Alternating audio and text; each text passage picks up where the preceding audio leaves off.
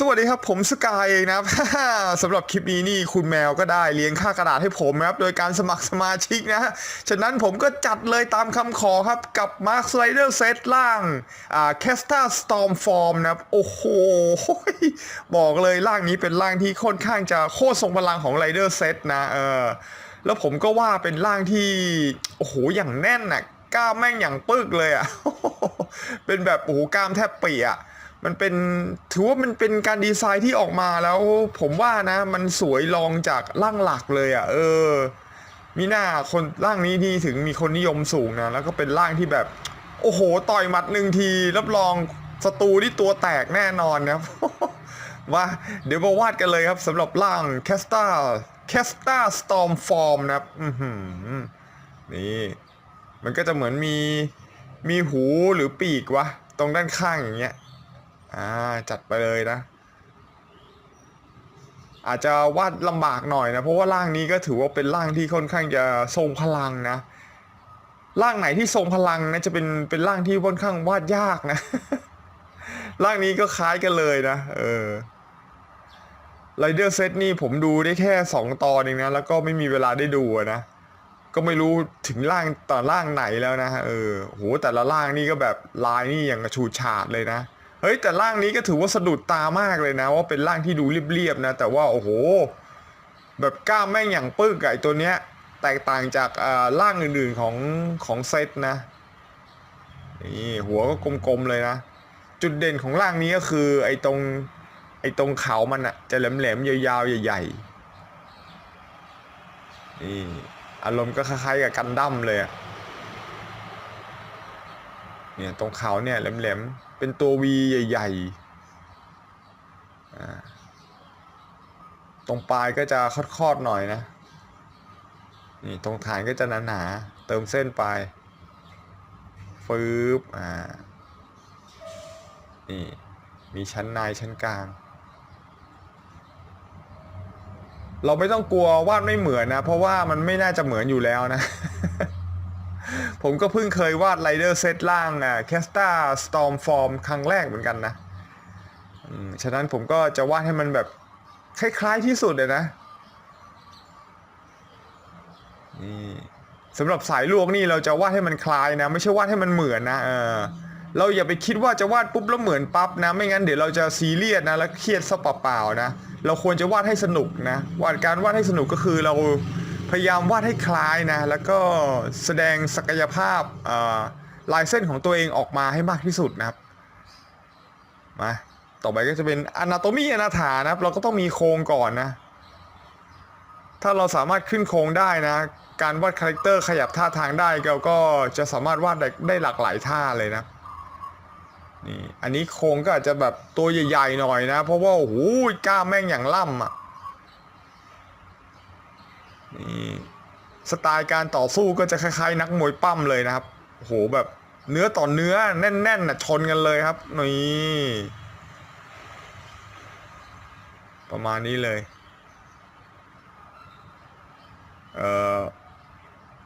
ตรงขาแบบปึกๆหน่อยประมาณนี้แล้วก็ขาท่อนล่างแล้วก็เท้าการวาดอนาโตมีก่อนเนี่ยก็ทำให้เราเห็นสัดส่วนรูปร่างโดยรวมนะเนี่ยว่าตอนนี้รูปร่างเรามันโอเคหรือเปล่ามือผมก็จะมาวาดตรงนี้อันนี้นิ้วโป้งนะครับนิ้วก้อยนิ้วนางนิ้วกลางนิ้วชี้โอเคมั่วๆไปก่อนนะนี่คือการร่างโครงอนาโตมีแบบลวกๆ แบบอนาถาลวกๆนี่อย่างแน่นน่ะมาตอนนี้เราก็ได้โครงแบบคร่าวๆแล้วจากนั้นเราก็เติมดีเทลรายละเอียดเลยนะนี่เติมกล้ามอกก่อนปึกเลยอย่างแน่นน่ะนี่สำหรับไรเดอร์เซตก็จะเป็นไรเดอร์ตัวหนึ่งที่มันใส่เข็มขัดไม่เหมือนชาวบ้านนะ มันเอาเข็มขัดมาพาดตรงกลางหน้าอกอ่ะนี่เลยกลมๆอันนี้คือเข็มขัดนะผมก็จะวาดแบบเข็มขัดคร่าวๆนะที่ต้องคร่าวๆนี่ก็เพราะว่าดีเทลมันค่อนข้างจะเยอะนะ ส่วนผมนี่คือสายลวกนะสายลวกคือไม่ค่อยเน้นดีเทลนะเราแค่เน้นโครงร่างที่มันดูคล้ายๆก็พอแล้วนะนี่อันนี้ผมก็มั่วเข็มขัดลายประมาณนี้ไปแล้วกันนะเหมือนใบพัดเลยเนี่ยแล้วก็มีกลมๆ2 ลูกมีพัดลมสำรอง2 ลูกนี่ร่างนี้นี่สำหรับไรเดอร์เซตนี่ถ้าเป็นร่างต้นนะตอนแรกผมนึกว่าเป็นพวกสไปเดอร์แมนซะอีกเพราะว่าดีไซน์มันค่อนข้างจะเหมือนในชุดคอสตูมของพวกซูเปอร์ฮีโร่ฝั่งพวกมาเวลนะที่จะเป็นเสื้อแบบรัดรูปเพราะว่ามันดันเอาเข็มขัดเนี่ยมาไว้ตรงกลางหน้าอกนะมันก็เลยดูแบบโอ้โหเพียวๆแปลกๆนะตอนแรกก็ไม่คุ้นตานะแต่ว่ามันก็ดูเท่ดีนะแล้วตามันค่อนข้างจะใหญ่ด้วยพอดวงตาใหญ่เนี่ยมันก็เลยดูคล้ายๆกับสไปเดอร์แมนนะหลังจากนั้นก็มีร่างแปลกๆเพียบนะหลายสีอะไรเงี้ยตามเคยนะแต่พอมาเจอร่างของไอ้แคสตาสตอร์มนี่นะโอ้โหเฮ้ยไม่ว่าจะเป็นสีสันแล้วก็กล้ามเนื้อนี่คืออย่างปึกนี่ร่างนี้นี่คือวาดไปวาดมาผมว่าไอ้ร่างนี้ก็เป็นอีกตัวหนึ่งที่แบบโคตรชอบนะเพราะมันเท่จริงเนี่ยมันจะล่ำๆเลยแต่ลายมันค่อนข้างจะดูแล้วสับสนหน่อยนะบางทีผมก็อาจจะมีลืมเป็นบางเส้นหรืออาจจะมั่วบ้างก็เป็นได้นะเพราะว่าลายมันเยอะจริงเนี่ยอันนี้จะเป็นเหมือนกับไหล่นะก็จะเป็นเกาะไหล่กล้ามก็เปิบเลยเดี๋ยวมาวาดตรงมือก่อนครับนี่นิ้วโป้งแล้วก็มาตอกย้ำนะเพิ่มดีเทลเพิ่มข้อให้มันดูสมจริงวาดนิ้วให้สวยๆหน่อยอันนี้ผมวาดนิ้วสวยกว่าตอนล่างนิดนึงนะ นี่เนี่ยประมาณเนี้ย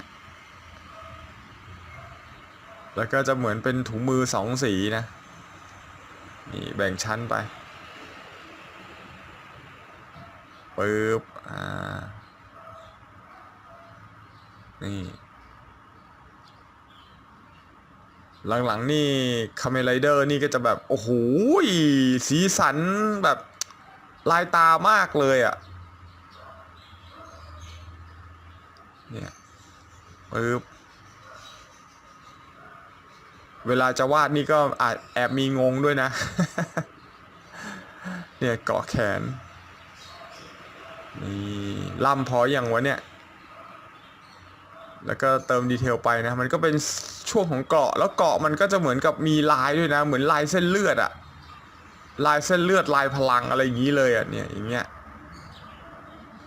แล้วก็ตัดกับตัวที่สีตัวมันสีออกดำๆเทาๆด้วยนะโอ้โหแม่งโคตรทรงพลังเนี่ยมีกล้ามมีซิกแพคจัดไป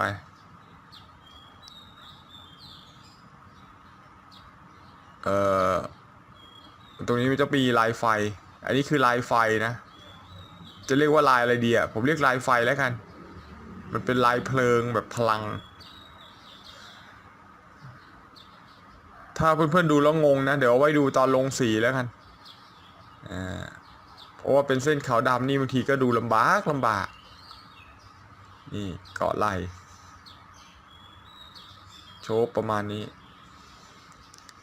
การที่เราวาดครั้งแรกไม่เหมือนไม่ใช่เรื่องผิดปกตินะมันเป็นเรื่องปกติ ถ้าจะวาดแบบให้มันค่อนข้างจะเหมือนขึ้นเรื่อยๆนะเราควรจะการวาดครั้งแรกเราควรจะจับแบบเขาเรียกว่าจดจำดีเทลรายละเอียดให้ได้ก่อนแบบให้ลองวาดดูก่อนว่ามุมนี้ควรจะวาดแบบไหนอะไรยังไงนะพอเราได้ลักษณะแล้วเราค่อยวาดครั้งที่2เนี่ยพอครั้งที่2เนี่ยเราก็จะค่อยๆแต่งดีเทลให้มันดูคล้ายกับออริจินอลมากขึ้นเรื่อยๆนะไอตอนนี้คือเราก็วาดแบบส่งไปก่อนให้เรารู้ว่ามันต้องมีลายทำนองนี้นะเพราะว่าการวาดครั้งแรกนี่อาจจะมีการหลงลืมด้วยเสมอนะนี่อย่างตรงกล้ามเนื้อแน่นๆตรงขาผมก็วาดให้มันปึกเลยนะ นึกถึงขานักมวยปั้มเลยอ่ะนี่เป็นไงล่ะยังหนาแล้วชุดมันก็แบบรัดติ้วเลยนะถึงขาท่อนล่างเดี๋ยววาดรองเท้าประมาณนี้นี่อีกข้างหนึ่งปึ๊บฟุบแล้วก็รองเท้าคร่าวๆไปก่อนนะอย่างนี้ชื่อเราไม่ต้องวาดอะไรให้มันยุ่งยากนะเราควรจะฝึกวาดรูปแบบวาดลวกๆให้มันเกิดสัญชาตญาณนะสัญชาตญาณในการขึ้นโครงส่วนการวาดสวยไม่สวยเนี่ยมันอยู่ที่ว่าเรามีเวลาที่จะแต่งเติมดีเทลหรือเปล่านะหากเราทำครบวงจรนี้ได้การวาดสวยก็ไม่ใช่เรื่องยากแล้วนะมันอยู่ที่ว่าเวลาแล้วก็ความละเมียดของเราเท่านั้นเองแต่ก่อนที่เราจะวาดรูปเป็นนะเราต้องขึ้นโครงให้ได้ก่อนนะนี่คือพื้นฐานเลยนะครับอันนี้ก็จะเป็นเกาะแขนปึ๊บมันก็จะโค้งมาตัดตรงนี้แล้วพี่พยายามให้ใกล้เคียงนะเพราะว่าวาดแรกๆก็งงเหมือนกันน่ะ ดีเทลก็ออกจะจัดจ้านด้วยนะ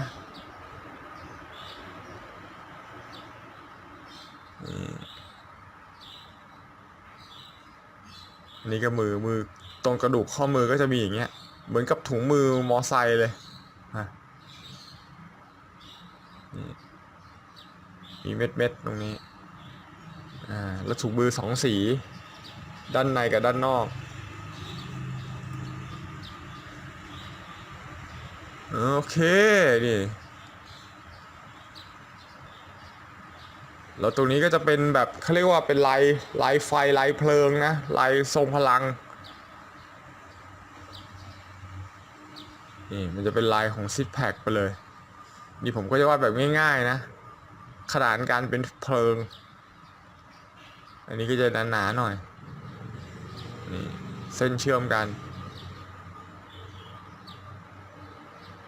โจบแล้วก็ขึ้นไปนี่มันจะเป็นออร่าพลังเนี่ยรูปลักษณ์มันจะคล้ายๆกับซิกแพคตีลงมาตรงนี้โดนเข็มขัดทับแล้วก็ขึ้นไปครับตรงหน้าอกอันนี้คือเป็นลายพลังนะลายพลังมันจะออกสีส้มนี่ก็คือลายพลังเช่นกันติดตรงหัวไหล่อาจจะมีมั่วไปบ้างนะจริงๆก็ไม่ใช่มีมั่ว อาจจะมั่วเยอะด้วยนะก็พยายามดูไปนะนี่อันนี้คือลายพลังนะนี่เชื่อมกับเกาะแขนนี่ช่วงบนมันจะมีลายอย่างเงี้ยแหละโอเคพยายามทำให้สวยๆแล้วกันนะครับแบบนี้อันนี้ก็จะเหมือนเป็นลายเกาะขานะครับมีหลายชั้นที่1และนี่คือชั้นที่2ลากตกมาแล้วก็มีช้อนเนี่ยซ้อนทับก็ลากตรงมา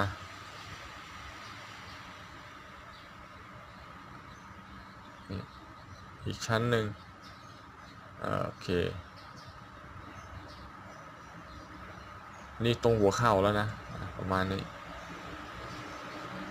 ก็รองเท้า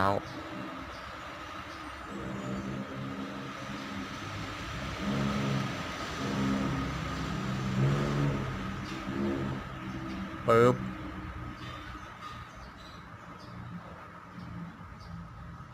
อันนี้ก็เป็นรองเท้าด้านหน้านะแบบนี้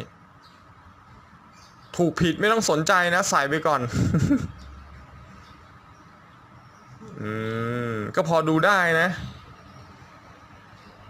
เห็นไหมครับ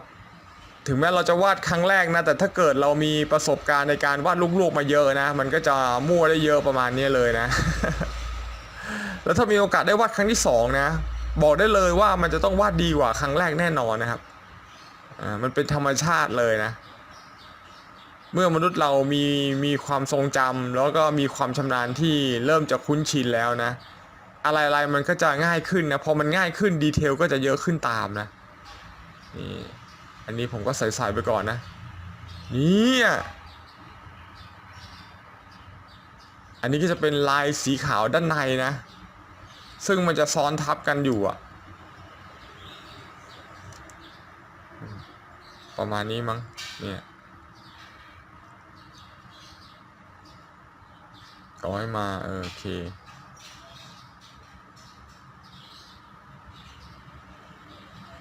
แล้วก็หลบเป้านิดนึงแล้วก็ยาวไปถึงขาเลยอย่างเงี้ยมันเป็นลายขาวนะเราต้องเวลาวาดเราก็ต้องวาดไปเป็นสเต็ปนะเอาตรงนู้นตรงนี้ก่อนนะไม่งั้นสับสนได้นะเพราะว่าไอ้เจ้าตัวล่างนี้นี่มันแบบลายมันซ้อนหลายชั้นซะเหลือเกินนะเราต้องวาดไปทีละเส้นนะเพื่อให้เราไม่สับสนเองซะก่อนนะแต่ว่าการทำอย่างนี้ข้อเสียก็คือมันอาจจะมีบางส่วนที่เราลืมไปได้ แต่เอาคร่าวๆแบบนี้ก่อนนะเป็นไงล่ำพออย่างก็ดูคล้ายอยู่นะเท่ดีเสริมลายแคสตาสตรอมให้ทรงพลังด้วยเยลโล่บวกออเรนจ์ผสมกันแบบเดือดใช้เจดตัดสีให้มีมิติจินตนาการอันทรงพลังที่ยิ่งใหญ่ผสมไวโอเลตยิ่งทำให้มิติแห่งความฝันมีเฉดเงาที่หลากสีดูลึกล้ำซ่อนเงื่อนเสริมความแน่นปึงปังแข็งแรงราวกับช้างสารเหมือนนักมวยปั้มอย่างตุงด้วยซิลเวอร์เกรย์และเลงสีดำแบบไม่ต้องหวั่นเกรงสายตาผู้ใดว่ามันสั้นจู่อย่างปึกว่ะโคตรทรงพลังเพื่อนๆน้องๆตอนนี้สามารถสนับสนุนช่องวาดการ์ตูนประหยัดสีไม้ได้นะครับเมื่อสีไม้หมดเมื่อไหร่ก็จะได้มีเติมใหม่ทันทีกดสมัครได้เลย